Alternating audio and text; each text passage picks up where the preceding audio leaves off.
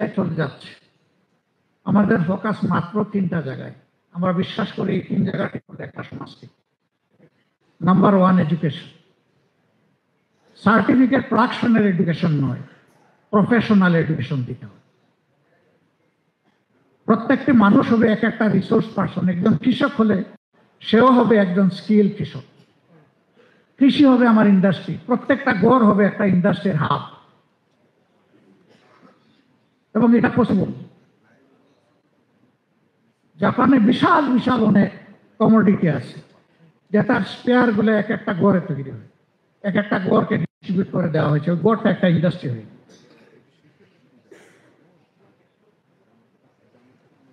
আমরা আমাদের এডুকেশনটাকে সকলেই বলেছেন যে আমাদের রেডিক্যাল রিসাফল করা লাগবে, আমি একমত। এটা আমাদের প্রাইম ফোকাস হওয়া উচিত। 2 নম্বর হচ্ছে দুর্নীতি আমাদের সমাজে ওয়াইড স্প্রেড এবং সিস্টেমিক, এভরিহোয়ার।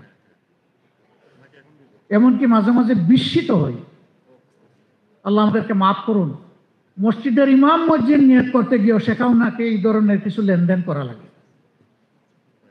এই সমাজ কোথায় গিয়ে পৌঁছেছে? এখন আমরা দুর্নীতি দমনের জন্য কি করি?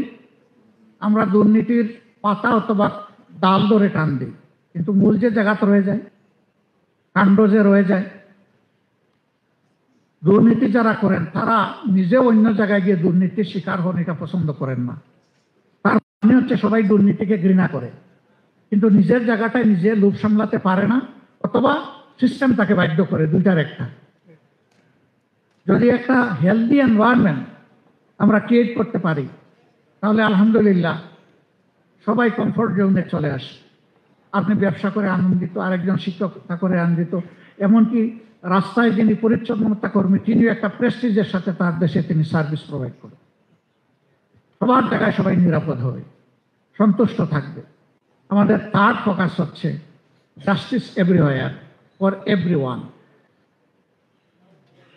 এই 3টা জিনিসকে যদি আমরা অ্যাসার্ট করতে পারি সমাজে, আমাদের ব্যবসা হবে সাস্টেইনেবল এবং নেশন হবে প্রগ্রেসিভ, ডাইনামিক। মিনিমাম এই 3 জিনিস যদি আমরা সমাজে অ্যাসার্ট করতে না পারি, এটা বিশ্বাস করার কোনো কারণ নাই যে এই সমাজ ভালোর দিকে আগাবে, বরঞ্চ আরো খারাপের দিকে যাবে।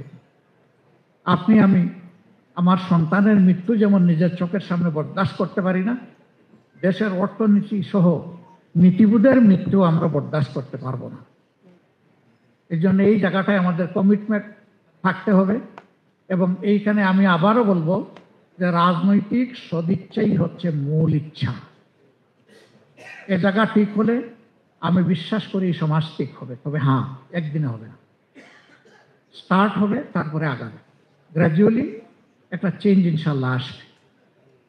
আমরা সেই বিপ্লবী পরিবর্তন নয়, বরঞ্চ যৌক্তিক পরিবর্তনের দিকে দেশটাকে যাতে সবাই মিলে নিতে পারে ইউনাইটেডলি।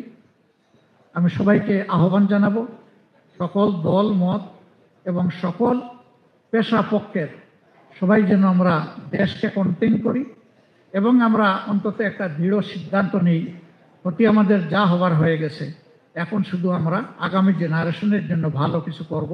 আল্লাহ তাআলা আমাদেরকে তৌফিক দান করুন। আজকে যারা আমাকে এখানে কথা বলার সুযোগ করে দিলেন, আমি কিছু নোট নিয়ে এসেছিলাম, আমি দুঃখিত, সময়ের কারণে পারলাম না, আমাকে ক্ষমা করবেন।